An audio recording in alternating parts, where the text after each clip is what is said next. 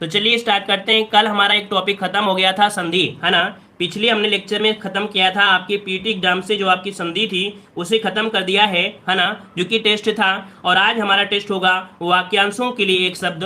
देखा जाए बहुत इजी टॉपिक है, लेकिन प्रयास करिएगा कि सभी क्वेश्चन आपके यहाँ पर आज सही हो जाएं। ठीक है, चलिए स्टार्ट किया जाए। आवाज आ रही है, क्लियर है सभी को? चलिए, बहुत बहुत धन्यवाद, वेलकम है आपको पहली बार आने के लिए। चलिए, तो क्वेश्चन दिया है कि जिसका शत्रु पैदा ना हुआ हो के लिए एक शब्द क्या होगा। चलिए जल्दी जल्दी जवाब दीजिए कि जिसका शत्रु पैदा ना हुआ हो के लिए एक शब्द क्या हो जाएगा। तो चलिए यहाँ पर जवाब आ रहा है ऑप्शन यहाँ पर आपका डी नंबर। तो बिल्कुल राइट आंसर आपका आ चुका है। यहाँ पर ऑप्शन डी हो जाएगा, आजाद शत्रु कहा जाता है। क्या? आजाद शत्रु कहा जाता है। ठीक है, यहाँ पर दिया है शत्रुहीन। शत्रुहीन मतलब क्या होता है? शत्रु से रहित व्यक्ति, है ना, जिसका कोई शत्रु ही ना हो। मतलब शत्रु से रहित व्यक्ति के लिए शत्रुहीन का प्रयोग किया जाता है। ठीक है ना। और आते हैं अगले क्वेश्चन को। और क्वेश्चन आपसे अगला पूछा गया है, क्या दिया गया है कि जिसका उपचार ना हो सके के लिए एक शब्द क्या हो जाएगा। जिसका उपचार ना हो सके के लिए एक शब्द इनमें से क्या हो जाएगा। चलिए यहाँ पर आपका जवाब आ रहा है ऑप्शन बी। यहाँ पर आपका सही जवाब बनेगा कौन सा? यहाँ पर बन जाएगा ऑप्शन बी। यहाँ पर असाध्य होता है। क्या होता है? असाध्य होता है, याद रखिएगा। यहाँ पर आते हैं अगले क्वेश्चन को। और क्वेश्चन आपसे अगला पूछा गया है, कह रहा आपसे मोक्ष की कामना करने वाला वाक्यांश के लिए सही शब्द क्या हो जाएगा। मोक्ष की कामना करने वाला वाक्यांश के लिए सही शब्द इनमें से क्या हो जाएगा। चलिए ऑप्शन आ रहा है यहाँ पर आपका सी नंबर, जो कि बिल्कुल जवाब सही है। मुमुक्ष होता है। क्या होता है? मुमुक्ष होता है। ऑप्शन आपका सी राइट हो जाएगा। अगला प्रश्न आपसे पूछा गया है, कह रहा है वीर पुत्र को जन्म देने वाली वाक्यांश के लिए एक शब्द क्या हो जाएगा। चलिए यहाँ पर जवाब देना है, वीर पुत्र को जन्म देने वाली वाक्यांश के लिए एक शब्द क्या बनेगा। यहाँ पर आपका जवाब आ रहा है, ऑप्शन यहाँ पर आ रहा है, यहाँ पर आपका सी नंबर। चलिए सी नंबर बनेगा, लेकिन काफी लोग जवाब दे रहे हैं यहाँ पर ए नंबर। तो आपको बता दें भाई साहब, यहाँ पर वीरांगना प्रयोग नहीं होता है। याद रखिएगा कि वीर स्त्री के लिए, जो वीर स्त्री होती है ना, जो वीर स्त्री होती है उसे कहा जाता है वीरांगना। लेकिन यहाँ पर दिया है वीर पुत्र को जन्म देने वाली, इसके लिए प्रयोग होता है वीर प्रसू होता है। तो ऑप्शन क्या हो जाएगा? सी नंबर आपका जवाब हो जाएगा, है ना। और यहाँ पर एक दिया है पुत्रवती। पुत्रवती क्या होता है? पुत्र को जन्म देने वाली। क्या? पुत्र को जन्म देने वाली को बोलते हैं पुत्रवती बोलते हैं। ठीक है ना। और वीर बहू किसे बोलते हैं? वीर बहू क्या बोलते हैं? तो वीर बहू के लिए क्या होता है कि वीर बहू ही हो जाता है, मतलब वीर बहू बोल दिया जाएगा। ठीक है, चलिए आगे बढ़ते हैं। प्रश्न आपसे अगला पूछा गया है, कह रहा आपसे यहाँ पर शक्तिशाली कामा दयालु कामा शांत धीर योद्धा नायक के लिए शब्द क्या होगा। चलिए यहाँ पर बताइएगा कि कोई व्यक्ति अगर शक्तिशाली है, दयालु है, शांत है, धीर है और योद्धा है, नायक है, तो इसके लिए प्रयोग किया जाएगा। यहाँ पर आपका 5 का सी हो जाएगा। इसे बोलाता है धीरोदात्त। क्या बोलते हैं? ऑप्शन सी हो जाएगा, धीरोदात्त कहते हैं। क्या बोलते हैं? धीरोदात्त कहा जाता है। ठीक है ना। चलिए यहाँ पर आते हैं अगले क्वेश्चन को। और क्वेश्चन आपसे अगला दिया गया है कि जो प्रमाण से सिद्ध ना हो सके, जो प्रमाण से सिद्ध ना हो सके उसके लिए प्रयोग क्या किया जाएगा। चलिए यहाँ पर 6 का जवाब देना है और आपका जवाब क्या हो जाएगा? जो प्रमाण से सिद्ध ना हो सके। बहुत गलतियां होती हैं इस प्रश्न में, इसमें से बहुत गलतियां होती हैं, याद रखिएगा। और यहाँ पर देखो जवाब आ रहा है ऑप्शन यहाँ पर ए नंबर। देखो दिया है जो प्रमाण से सिद्ध ना हो सके उसके लिए जवाब होता है अप्रमेय होता है। क्या होता है? अप्रमेय होता है, याद रखिएगा। और जिसे प्रमाणों से सिद्ध ना किया जाए, जिसे प्रमाणों से सिद्ध ना किया जाए, ठीक है, जिसे प्रमाणों से सिद्ध ना किया जाए उसे बोला जाता है क्या? अप्रमाणित होता है।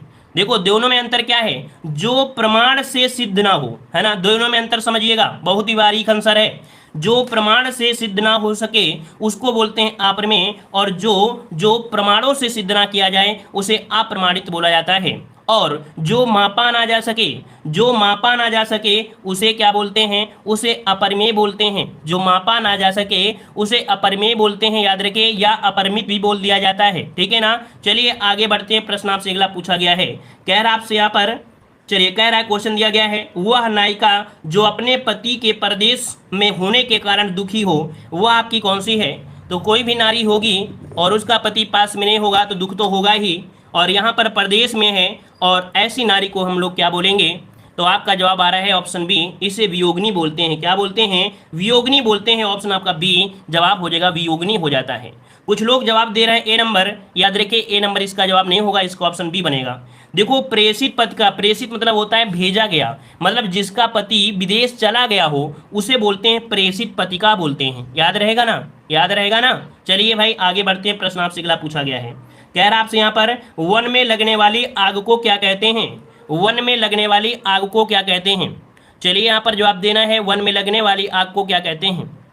चलिए यहाँ पर जवाब देना है और 8 का ऑप्शन आ रहा है यहाँ पर बी नंबर। देखो यहाँ पर है दावानल। तो समझिए जो दानव लोग रहते हैं कहाँ रहते हैं, दानव लोग जो रहते हैं कहाँ रहते हैं, तो आपके जंगल में रहते हैं ना, जंगल में रहते हैं, तो दानव ये हो गया। बाढ़ कहाँ आती है, समुद्र में आती है, तो समुद्र में लगने वाली आग को बड़वाग्नि बोलती हैं, है ना। जठर मतलब पेट होता है, और पेट में लगने वाली आग को क्या बोलते हैं, जठराग्नि बोलते हैं। ये भी आपको यहाँ पर पॉइंट हो जाएगा। और वीरा है तो वे वीरा तो आप लोग जानते हैं कि विरह की आग के लिए विराहाग्नि बोलते हैं, ठीक है। चलिए आते हैं अगले क्वेश्चन को, और क्वेश्चन आपसे अगला पूछा गया है, कह रहा आपसे यहाँ पर पति युक्त स्त्री को क्या कहते हैं, पति युक्त स्त्री को क्या कहते हैं।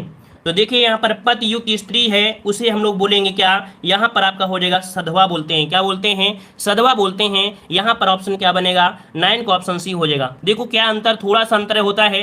पति युक्त स्त्री दे दिया तो यहाँ पर आपका हो जाएगा क्या, सधवा। और ये बोल दें कि पति और पत्नी का जो जोड़ा होता है तब हम बोल देते हैं दंपति हो गया, है ना। तो थोड़ी थोड़ी बारीकों में ये आपके थोड़ा थोड़ा परिवर्तन हो जाते हैं। अगला क्वेश्चन दिया गया है, कह रहा आपसे यहाँ पर झगड़ा लगाने वाला मनुष्य एक शब्द में क्या कहा जा सकता है।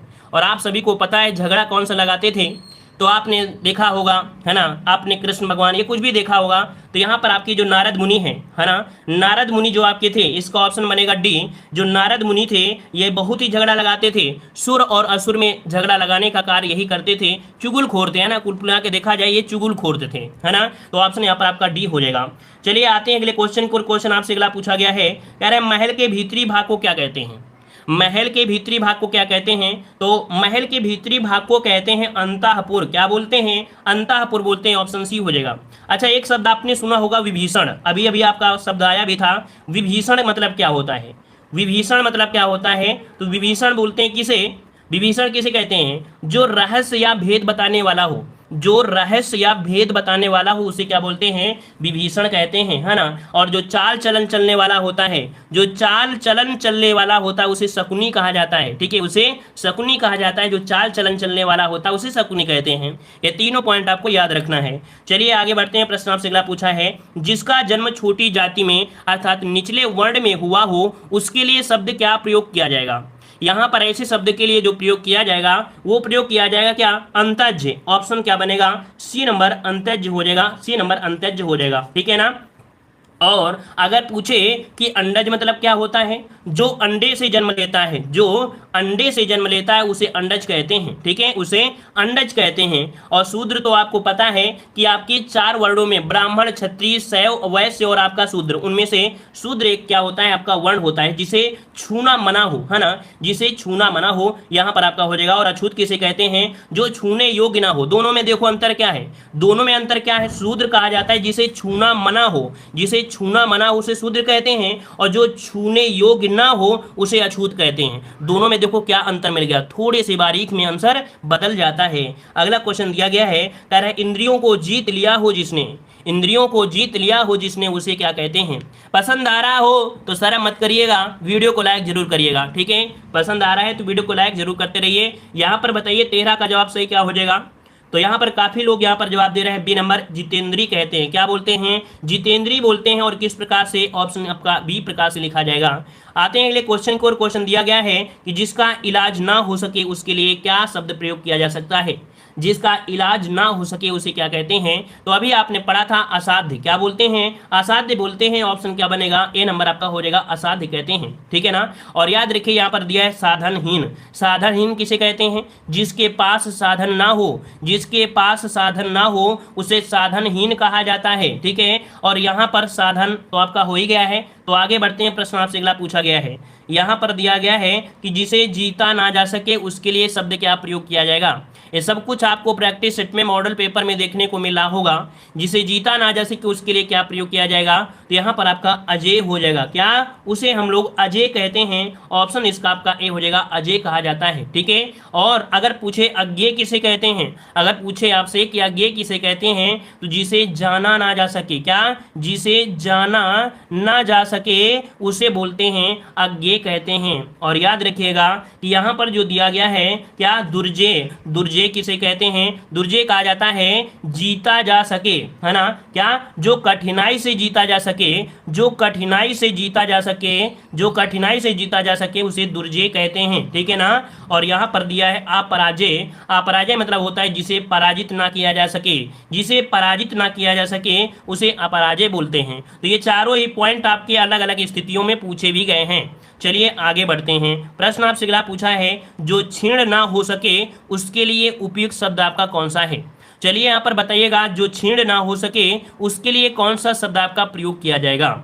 चलिए यहाँ पर जवाब आ रहा है, ऑप्शन है आपका यहाँ पर सी नंबर, उसे अक्षय कहते हैं। क्या बोलते हैं, अक्षय। आपने नाम सुना होगा अक्षय पात्र। अक्षय पात्र मतलब होता है जिसमें से आप कितना भी निकालते रहो खत्म नहीं होता है। तो यहाँ पर ऑप्शन क्या हो जाएगा, सी नंबर आपका जवाब राइट हो जाएगा, है ना। यहाँ पर एक शब्द आ रहा है अमिट।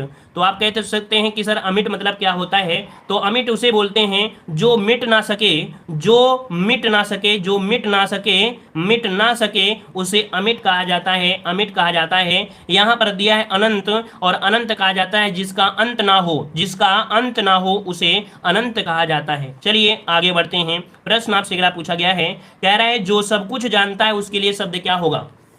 चलिए, जो सब कुछ जानता है उसके लिए शब्द क्या होगा। तो यहाँ पर 17 का ऑप्शन बनेगा डी, जो कि सभी का जवाब यहाँ पर राइट है। उसे सर्वज्ञ कहते हैं। क्या बोलते हैं, सर्वज्ञ कहते हैं। तो आपके दिमाग में आ रहा होगा कि सर ये बताइए कि त्रिकालज्ञ किसे बोला जाता है, त्रिकालज्ञ किसे कहते हैं। तो याद रखिए, जो भूत, वर्तमान और भविष्य तीनों कालों को जानता है, क्या, जो तीनों कालों को जानता है उसे त्रिकालज्ञ कहा जाता है। याद रखिए, त्रिकालज्ञ कहा जाता है, ठीक है ना। और ज्ञानी किसे कहते हैं, तो आप सभी को पता है कि जिसने ज्ञान प्राप्त किया हो, जिसने ज्ञान प्राप्त किया हो उसे ज्ञानी कहा जाता है। चलिए भाई आगे बढ़ते हैं। प्रश्न आपसे अगला पूछा गया है, कह रहा आपसे यहाँ पर कि जिसके सिर पर चंद्र हो, जिसके सिर पर चंद्र हो उसे क्या कहते हैं। तो बताइएगा, यहाँ पर चंद्रशिखर बोलते हैं या चंद्रशेखर बोलते हैं या चंद्र ग्रहण कहते हैं या चक्रधर कहते हैं। तो ऑप्शन आ रहा है यहाँ पर आपका बी नंबर, कि जिसके सिर पर चंद्र हो उसे चंद्रशेखर कहते हैं, ठीक है, उसे चंद्रशेखर कहते हैं। और यहाँ पर दिया है चक्रधर। चक्रधर क्या बोला जाता है, जो चक्र को धारण करता है, जो चक्र को धारण करता है उसे चक्रधर कहा जाता है ना, उसे चक्रधर कहा जाता है। और चंद्र ग्रहण के बारे में तो आप सभी को पता है कि छाया पड़ने से उसका सारा भाग दिखाई न दे, है ना, चंद्र ग्रहण आपका होता है। पृथ्वी की छाया पड़ने से उसका कुछ भाग या सारा भाग दिखाई नहीं देता, उसे चंद्र ग्रहण की परिभाषा तो आप लोग जानते हैं। चलिए आते हैं अगले क्वेश्चन को। क्वेश्चन आपसे अगला पूछा जा चुका, यहाँ पर दिया गया है कि बहुत अधिक बोलने वाला व्यक्ति, अब आपकी परीक्षा की दृष्टि से है, यहाँ पर बताइएगा कि बहुत अधिक बोलने वाले व्यक्ति के लिए क्या प्रयोग करते हैं। तो ऑप्शन क्या हो जाएगा, डी। यहाँ पर वाचाल होता है। क्या होता है, वाचाल होता है, याद रखिएगा वाचाल होता है, ठीक है ना। और यहाँ पर वक्ता दिया है। वक्ता मतलब होता है जब किसी विषय या प्रसंग पर बोलने वाला हो उसे वक्ता कहते हैं। अगला क्वेश्चन यहाँ पर दिया गया है कि जिसका इलाज ना हो सके उसके क्या कहते हैं। तो अभी अभी आपने पढ़ा कि जिसका इलाज ना हो सके उसे असाध्य कहते हैं। ऑप्शन यहाँ पर आपका ए हो जाएगा, असाध्य हो जाएगा। और अगला क्वेश्चन दिया है जिसे जीता ना जा सके उसे क्या कहते हैं। फटाफट जवाब देते चलिए भाई यहाँ पर। तो देखो, जिसे जीता ना जा सके उसे क्या बोलते हैं, उसे अजय बोलते हैं। ऑप्शन क्या हो जाएगा, ए नंबर आपका हो जाएगा, अजय हो जाएगा, ठीक है ना। और अज्ञेय तो अभी हमने बताया कि जिसे जाना ना जा सके उसे अज्ञेय कहते हैं। अगला क्वेश्चन यहाँ पर आपसे दिया गया है, कह रहा आपसे यहाँ पर कि जो छीण ना हो सके उसे क्या कहते हैं, जो छीण ना हो सके उसे क्या कहते हैं। तो ऑप्शन यहाँ पर आपका क्या हो जाएगा, सी नंबर आपका आ रहा है। तो देखिए यहाँ पर ऑप्शन सी हो जाएगा, जो छीण ना हो सके उसे अच्छे कहते हैं। आते हैं अगले क्वेश्चन को। क्वेश्चन दिया है कि जिस स्त्री का पति जीवित है उसके लिए शब्द क्या होगा। जिस स्त्री का पति जीवित है उसको क्या कहते हैं। तो यहाँ पर आपका जवाब हो जाएगा ऑप्शन बी, यहाँ पर आपका सधवा हो जाएगा। ऑप्शन बी हो जाएगा सधवा, यहाँ पर आपका जवाब राइट हो जाएगा। आगे बढ़ते हैं। प्रश्न आपसे अगला पूछा गया है, कह रहा है जो सब कुछ जानता है उसके लिए क्या प्रयोग करेंगे। जो सब कुछ जानता है उसको प्रयोग क्या करेंगे, उसके क्या प्रयोग करेंगे। तो ऑप्शन क्या हो जाएगा, यहाँ पर ऑप्शन डी हो जाएगा, सर्वज्ञ हो जाएगा, सर्वज्ञ हो जाएगा। आते हैं अगले क्वेश्चन को। क्वेश्चन दिया है कि जिसके सिर पर चंद्र हो उसे क्या कहते हैं। एक क्वेश्चन आपके यूपीएससी एग्जाम में पूछे जा चुके हैं, है ना। तो यहाँ पर आपका जवाब क्या हो जाएगा, बी हो जाएगा, चंद्रशेखर कहते हैं। चंद्रशेखर आपका जवाब राइट हो जाएगा। अगला क्वेश्चन दिया है जिसके हृदय में ममता नहीं है, जिसके हृदय में ममता नहीं है उसे क्या बोलते हैं। तो उसे बोलते हैं क्या, यहाँ पर आपका जवाब आ रहा है ऑप्शन सी, निर्मम बोलते हैं या मर्माहत बोलते हैं। जिसके हृदय में ममता नहीं है, तो यहाँ पर जवाब क्या होगा, जिसके हृदय में ममता नहीं उसे निर्मम कहा जाएगा, है ना। या मरमाहत कहा जाएगा? बताइए भाई, गलती हो सकती है इस क्वेश्चन में, इस क्वेश्चन में कोई दिक्कत भी हो सकती है। यहाँ पर जवाब दीजिएगा कि जिसके हृदय में ममता नहीं है उसे क्या मरमाहत बोलते हैं या निर्मम? तो देखिए ऑप्शन आपका सी निर्मम, क्योंकि जिसके हृदय में आघात किया गया हो, है ना, क्या होता है, जिसके हृदय में आघात किया गया हो उसे मरमाहत कहते हैं, है ना। तो ऑप्शन क्या हो जाएगा? सी नंबर इसका जवाब राइट हो जाएगा। यहाँ पर दिया गया है निर्दय, निर्दय उसे बोलते हैं जिसके हृदय में दया ना हो, जिसके हृदय में दया ना उसे बोलते हैं निर्दय। और आगे बढ़ते हैं, प्रश्न आपसे अगला पूछा गया है, कह रहा आपसे यहाँ पर कि तिलक लगाने में किस अन्न का प्रयोग किया जाता है? तिलक लगाने में किस अन्न का प्रयोग करते हैं? तो आप सभी को पता है, याद रखिए, गेहूं, चावल, अदरक, ये धनिया, मिर्चा मत बोलना, इसका आंसर आपको लगाना है अक्षत। जो तिलक लगाने में अन्न प्रयोग होता है उसे अक्षत बोलते हैं। ऑप्शन क्या हो जाएगा? बी नंबर आपका जवाब हो जाएगा। और अगला क्वेश्चन दिया है कि जिसका जन्म छोटी जात तथा निचले वर्ण में हुआ हो उसे क्या कहते हैं? तो अभी आपने पढ़ा, उसे अंतज्य बोलते हैं। क्या बोलते हैं? उसे अंतज्य बोलते हैं। और जिसका जन्म अंडे से हुआ हो उसे आपका अंडज कहते हैं। आगे बढ़ते हैं, क्वेश्चन आपसे अगला दिया है, पति युक्त स्त्री को क्या कहते हैं? पति युक्त स्त्री को क्या कहते हैं? तो पति युक्त स्त्री को क्या बोलते हैं? ऑप्शन सी हो जाएगा, उसे सधवा कहते हैं। ऑप्शन सी हो जाएगा, सधवा हो जाएगा। और अगला क्वेश्चन दिया गया है, कह रहा है झगड़ा लगाने वाला मनुष्य जो होता है उसे क्या कहते हैं? तो झगड़ा लगाने वाला जो मनुष्य होता है हम लोग क्या बोलते हैं? नारद बोलते हैं। और अगला क्वेश्चन दिया गया है, यहाँ पर दिया है महल के भीतरी भाग को क्या कहते हैं? महल के भीतरी भाग को क्या बोलते हैं? तो आपका अंतःपुर कहते हैं। अगला क्वेश्चन यहाँ पर दिया है, जानने की इच्छा रखने वाले के क्या कहते हैं? जानने की जो इच्छा रखता है उसे क्या बोलते हैं? उसे जिज्ञासु कहते हैं। क्या बोलते हैं? जिज्ञासु बोलते हैं। ऑप्शन बनेगा आपका बी नंबर। अगला क्वेश्चन यहाँ पर दिया गया है कि खाद्य सामग्री जो यात्रा के समय रास्ते में उपभोग के लिए दी जाती है, खाद्य सामग्री जो यात्रा के समय रास्ते में उपभोग के लिए दी जाती है उसे क्या कहते हैं? चलिए साथियों, यहाँ पर 15 का जवाब आना है और आपका जवाब आ रहा है सी, आपका पाथे बोलते हैं। क्या बोलते हैं? पाथे बोलते हैं। ऑप्शन क्या हो जाएगा? सी नंबर आपका जवाब हो जाएगा। ठीक है, आगे बढ़ते हैं, प्रश्न आपसे अगला पूछा गया है, कह रहे हैं आधी रात का समय के लिए क्या प्रयोग करेंगे? आधी रात के समय के लिए क्या प्रयोग करेंगे? चलिए 16 का जवाब यहाँ पर क्या हो जाएगा? तो निशीथ होता है। क्या बोलते हैं? उसे निशीथ बोलते हैं, निशीथ कहा जाता है। ठीक है ना। और आते हैं अगले क्वेश्चन को, और क्वेश्चन आपसे अगला पूछा गया है कि जिसके पास कुछ भी ना हो उसके लिए क्या प्रयोग करेंगे? जिसके पास कुछ भी ना हो उसके लिए क्या प्रयोग किया जाएगा? तो याद रखिए उसका प्रयोग होता है अकिंचन। क्या बोलते हैं? अकिंचन बोलते हैं। ऑप्शन आपका ए हो जाएगा। और अगला क्वेश्चन यहाँ पर दिया गया है, कह रहा है दोपहर का सूर्य। चलिए बताइए, दोपहर का सूर्य, दोपहर का जो सूर्य होता है उसे क्या कहेंगे? दोपहर का सूर्य होता है उसे बोलते हैं मार्तंड। क्या बोलते हैं? उसे मार्तंड बोलते हैं। याद रखिएगा, ना ही आपको बोलना है अपराह्न, ना बोलना है सूर्योदय, है ना। क्या बोलेंगे? इसको बोलेंगे मार्तंड। क्या बोलेंगे? मार्तंड, क्योंकि दोपहर की बात कर रहा है। ठीक है, अगला क्वेश्चन दिया गया है, कह रहा है जिसे बुलाया ना गया हो। चलिए बताइएगा इस प्रश्न का सही जवाब क्या बनेगा? जिसे बुलाया ना गया हो उसको क्या बोला जाएगा? तो यहाँ पर आपका जवाब हो जाएगा, ऑप्शन राइट आपका यहाँ पर आपका सी, अनाहूत हो जाएगा। क्या हो जाएगा? अनाहूत होता है, याद रखिए अनाहूत, है ना। और यहाँ पर जिसके आने की तिथि ना हो उसे अतिथि बोलते हैं। अगला देखो, काफी लोग अभी भी जवाब यहाँ पर ए दे रहे हैं, भाई साहब यहाँ पर अतिथि नहीं होगा। अतिथि होता है जिसे आने की तिथि ना पता हो, है ना, आने की तिथि ना पता हो उसे अतिथि कहेंगे। लेकिन जिसे बुलाया ना गया हो उसे अनाहूत कहते हैं। दोनों में अंतर आपको समझ में आ रहा होगा। और अगला क्वेश्चन यहाँ पर दिया गया है कि मोक्ष की इच्छा रखने वाले वाक्यांश के लिए सही शब्द आपका क्या हो जाएगा? तो चलिए भाई, इसका सही जवाब क्या हो जाएगा? चलिए, तो यहाँ पर इसका जवाब आप लोगों को कमेंट बॉक्स में कमेंट करना है। ठीक है, आपको इसका जवाब आपको कमेंट बॉक्स में कमेंट करना है। तो चलिए आते हैं अगले क्वेश्चन में, अगले कह सकते हैं क्लास में। ठीक है, जय हिंद, वंदे मातरम।